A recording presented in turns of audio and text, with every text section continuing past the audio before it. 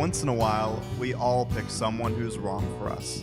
This is My Picker's Broken, a show where we interview people about their worst relationship choices. Your hosts are Pamela Georgette, a licensed marriage and family therapist, and Todd Sawyer, a professional comedian and writer. She's a therapist, he's a comic, and they're a couple. I've been a comic for 23 years, and when I came up with this idea, I just thought, she's a therapist, I'm a comic. This is a great learning tool, and I can make it funny, and she's already funny.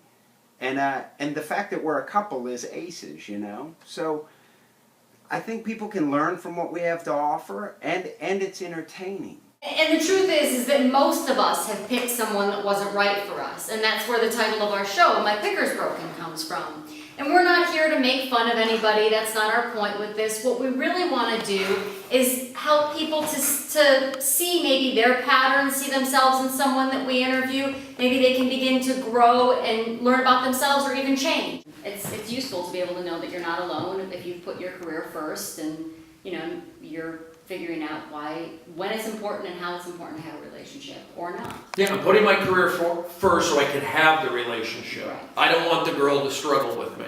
Right. I want her to know that she's going to have a roof over her head, food in the refrigerator. And dishes to wash. Well, Todd started interviewing people about their worst relationship choices and writing a book. And when we started looking at the stories together, one thing that we realized is that, so many people felt similarly, that they had made a choice that they weren't happy with or that wasn't right for them. And what I've learned in my experience and through my education is that when we find people who've had similar experiences to us, we don't feel alone. And it helps us to work through whatever it is that we're working through.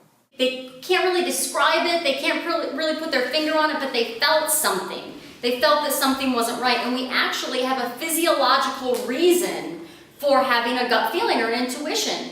And that's because we have a nerve, it's called the vagus nerve, that connects our brain to our gut. So there's communication actually happening whether we're aware of it or not. The problem is that we're socialized from a young age not to pay attention to that feeling. We're told to sit down and think about it, reason things out. Nobody ever says to a kid, why don't you sit down and see how you feel about that?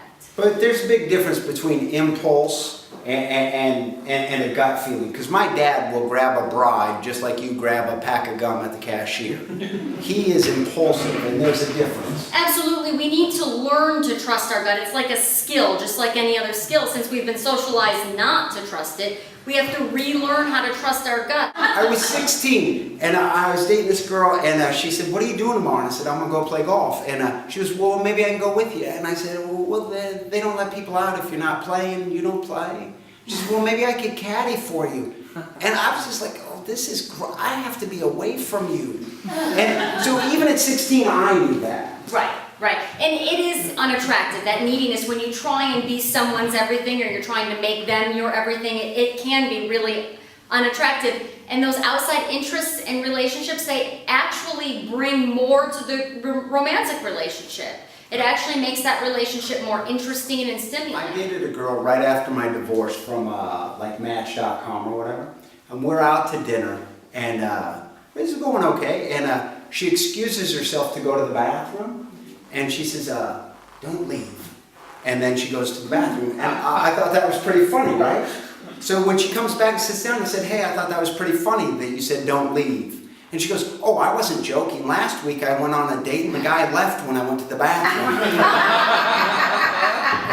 And like that's just do it. Like he knew. Now it took me 3 weeks to figure out she was crazy. But that guy just did it, which is horrible. Well, we also need to follow the golden rule, the do unto others thing. That's really important in breakups. Just think about if the situation was reversed, how would you want that person to break up? My mistakes led to you. Right. Thank God. Thank you. That's very sweet. See? But that is the delusion, right? That we can be enough, do enough. Not that. I was just moving on. The delusion is that we can do enough, be enough to get that other person to commit. And that's just not true. If the other person doesn't want to commit, that's what's going on with them. It doesn't have anything to do with us.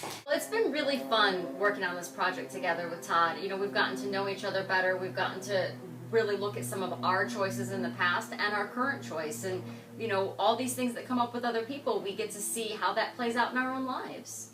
Doing the show's been great, and meeting the kids and offering some insight, learning from our mistakes. I mean, like, I think it's a win-win for everybody.